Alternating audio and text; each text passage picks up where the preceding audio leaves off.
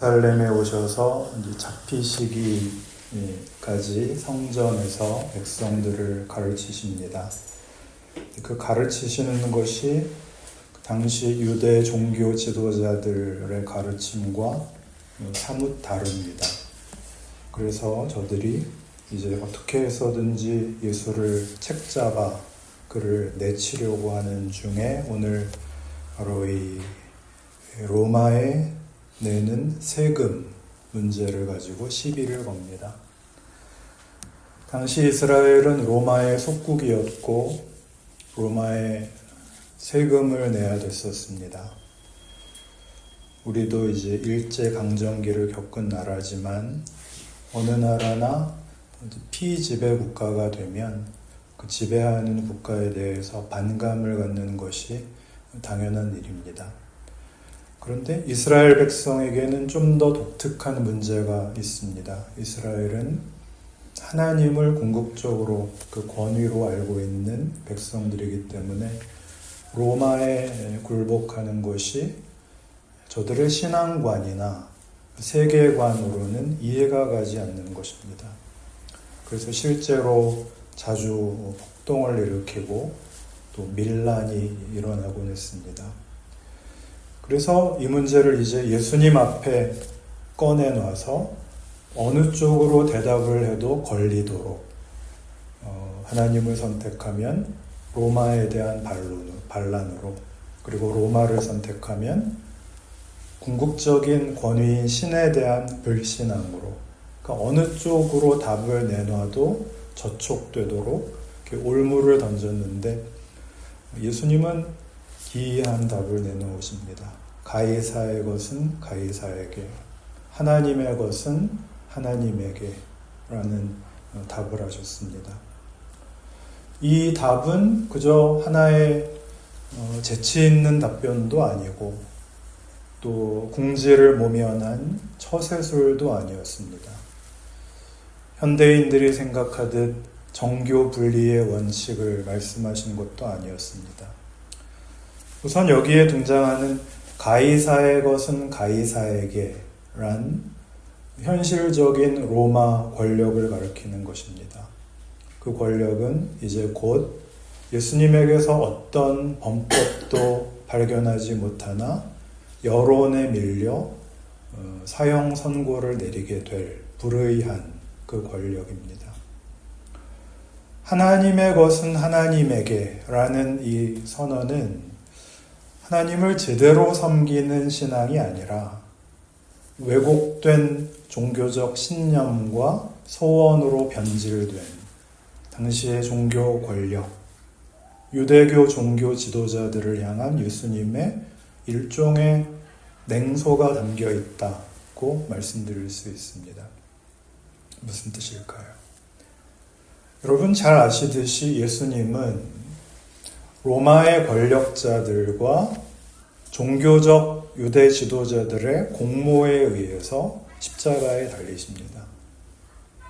한쪽은 세상 권력이 세상의 유일한 해답이요 권위라고 얘기하고 있고, 다른 쪽은 진정한 하나님의 통치와 하나님의 뜻을 알기보다는 종교 권력을 자신들의 배타적 신념으로 가진 자들, 여기에서 세상 권력과 진정한 신앙이 부딪히고 있는 것이 아니라 세상 권력과 종교 권력, 그 두 권력이 손을 잡고 예수를 죽이는 그 사이의 길을 예수가 오셔서 걷고 있습니다.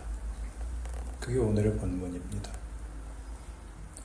본문에서 가이사와 하나님, 이 둘 중에 하나를 선택할 것을 종용했던 사람들처럼 우리는 늘 의와 불의, 선과 악을 늘 이원론적으로, 이원 대립적으로 나눕니다. 선한 자가 상을 받고 악한 자가 벌을 받는 것이 온전한 하나님의 통치라고 믿습니다. 그런데 의와 불의, 선한 것과 악한 것에 대한 성경의 이해는 우리와 다릅니다. 성경이 말하는 악은 선의 결핍입니다. 일찍이 그 유명한 토마스 아퀴나스가 정리한 내용입니다. 선과 악이 이원 대립적으로 따로 존재하는 것이 아니고 마치 그림자가 홀로 서 있는 실체가 아니라 실체의 그림자일 수밖에 없듯이 악은 선의 부재이거나 선의 결핍이라는 것입니다. 죄를 뜻하는 헬라어 하마르티아는 빗나간 화살을 의미한답니다. 죄는 빗나간 것, 제대로 쏘려고 했는데 빗나간 것, 미흡한 것이라는 뜻입니다. 어떤 부분에서 미흡했고 어떤 부분에서 빗나갔을까요? 하나님을 섬기는 데서 그랬습니다. 죄가 이 땅에 들어온 그 첫 번째 사건을 한번 기억해 보십시오. 아담과 하와가 하나님의 명령을 어겨서 하나님의 명령 아래에 순종하고 사는 자리로부터 스스로 독립합니다. 하나님의 통치와 임재를 거부하여 독립하는 것으로부터 죄가 들어옵니다. 죄란 하나님을 거부하는 것이고 그래서 하나님의 부재 상태입니다. 하나님이 아니 계시자 죄의 그 결과가 드러나기 시작합니다. 왜곡, 부패, 오염, 사망이 드러나기 시작했습니다. 모든 생명과 존재의 주인이시요 생명과 존재의 복을 주시는 유일한 근거를 거부하여 초래한 현상들이었습니다. 하나님은 그걸 고치기로 하십니다.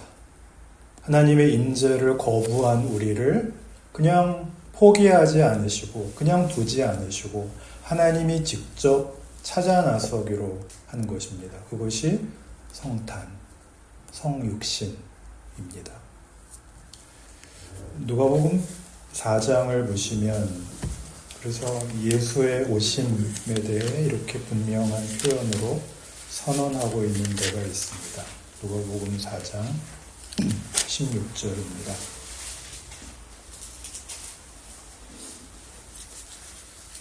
16절부터 21절까지 한번 같이 읽겠습니다. 시작.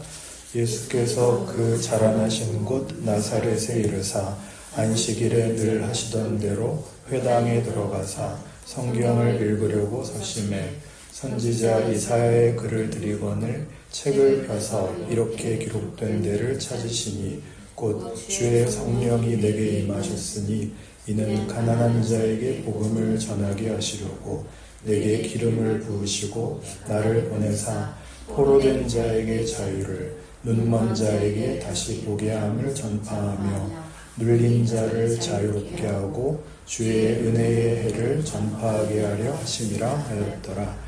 책을 덮어 그 맡은 자에게 주시고 앉으시니 회당에 있는 자들이 다 주목하여 보더라. 이에 예수께서 그들에게 말씀하시되 이 글이 오늘 너희 귀에 응하였느니라 하시니. 이사야서를 예수님께서 읽으시고 앉으시니 회당에 모인 사람들이 다 예수님을 주목하여 봅니다. 그들을 향하여 예수님이 이렇게 말씀하신 셈입니다. 뭘 그렇게 쳐다보십니까? 내가 여기에 서 있지 않습니까? 아직도 모르겠습니까? 너희가 잘 아는 이 성경 말씀의 주인공이 바로 나입니다. 여기에 나오는 가난함, 눈멍, 그리고 눌림이 바로 우리가 하나님을 거부한 자리입니다. 우리의 완악함, 무지, 부패, 오염, 수치, 멸망, 죽음에까지 주님께서 찾아오셔서 끌어안으심으로 우리가 버린 하나님, 그래서 하나님 부재의 존재일 수밖에 없는 우리에게 하나님의 임재가 되시는 것입니다. 임마누엘이시죠.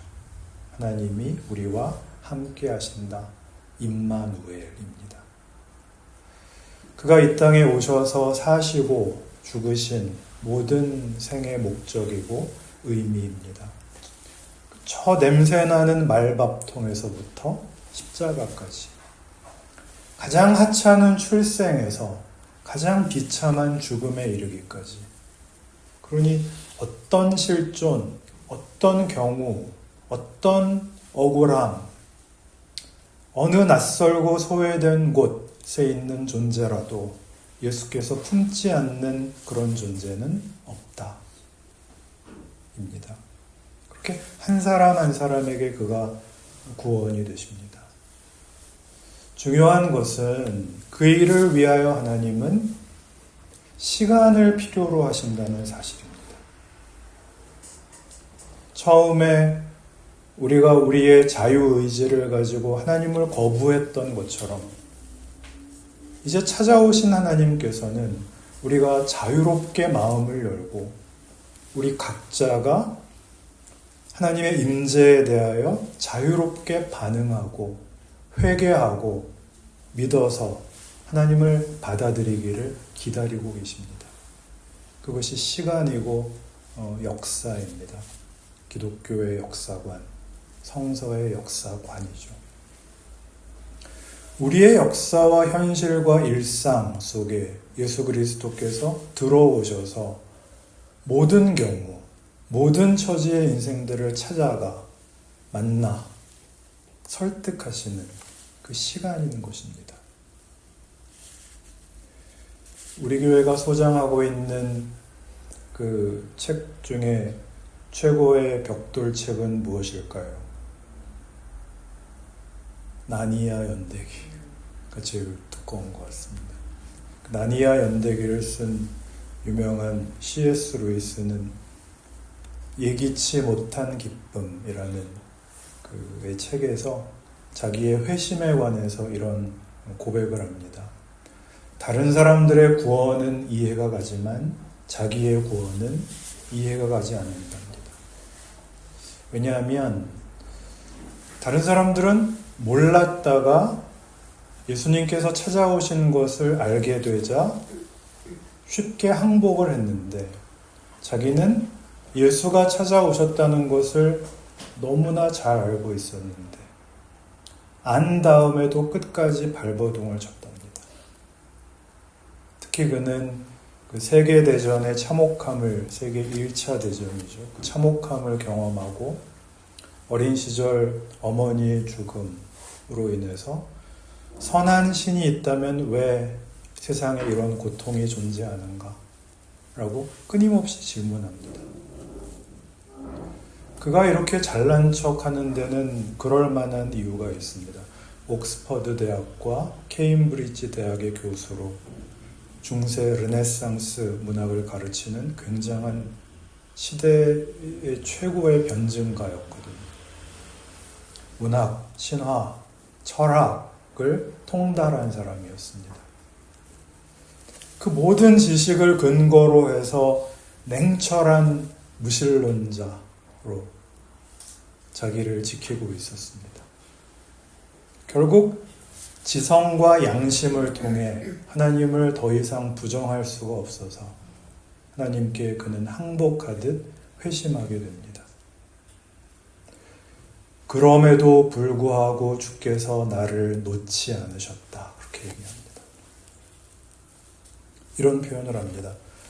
영국 사람인데, 나는 영국 전역에서 가장 마지못해 회심한, 가장 불행한 개종자였다. 얼마나 감사한 일입니까? 이것이 바로 성경이 하고 싶은 얘기죠. 체제를 바꾸고 법을 바꾸고 공권력을 사용하고 무슨 초월적 힘으로 강제하는 방법이 아닌, 그 옛날 아담과 하와에게 선악과를 놓고 선택을 요구했던 바로 그 방식으로 우리의 고집과 우리의 형편 속에 당신이 자신을 낮추어서 찾아 들어오사 우리에게 다시 한번 자유로운 선택을 요구하시는 것입니다. 그래서 빌립보서 1장을 보시면 사도 바울은 이 기독교의 신앙인의 감격을 이런 식으로 설명합니다. 빌립보서 1장 20절, 21절.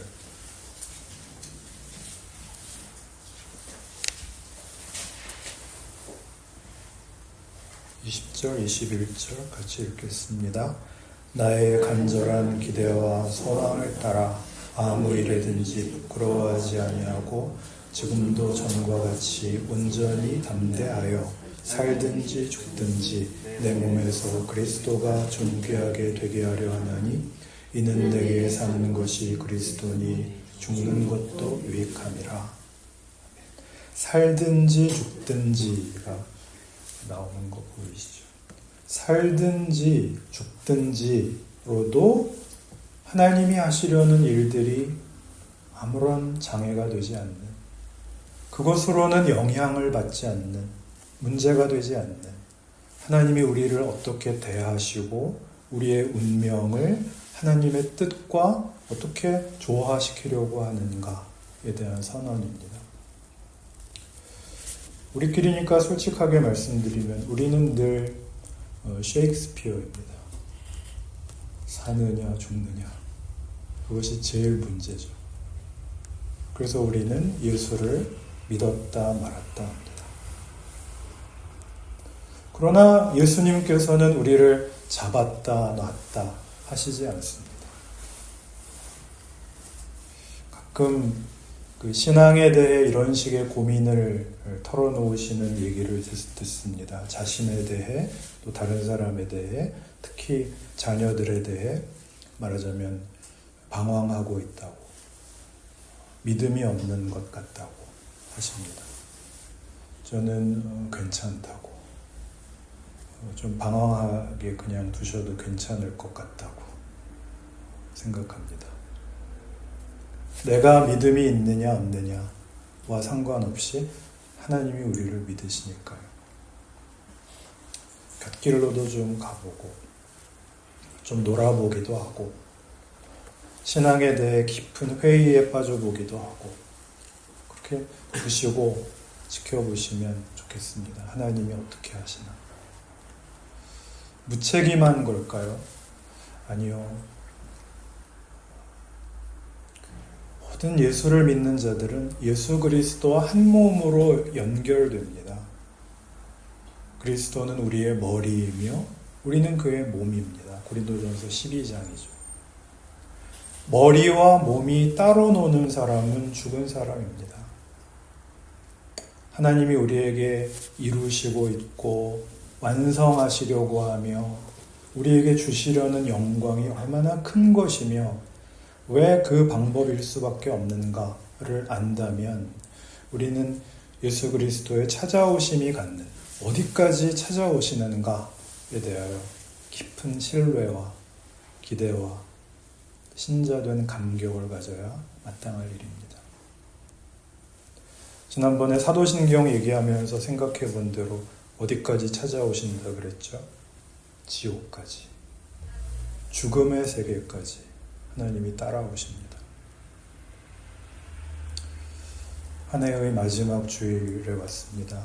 여러분, 지금의 형편이 곤고하시든지 형통하시든지 어떤 많은 고통 속에 계시든지 평안 속에 계시든지 오늘 이 사도 바울의 고백처럼 그 평안이 만들어내는 안심, 고통이 만들어내는 절망, 이 둘이 차이가 없는, 사망이 가진 저주, 생명이 가진 안심이 차이가 되지 않는 그리스도께서 부르신 존재로 자기를 이해하심으로 여러분의 운명에 대한 깊은 신앙의 확신을 가지시고 이 믿음으로 한 해를 잘 보내시고 또 새해를 맞이할 힘이 되시기를 바랍니다.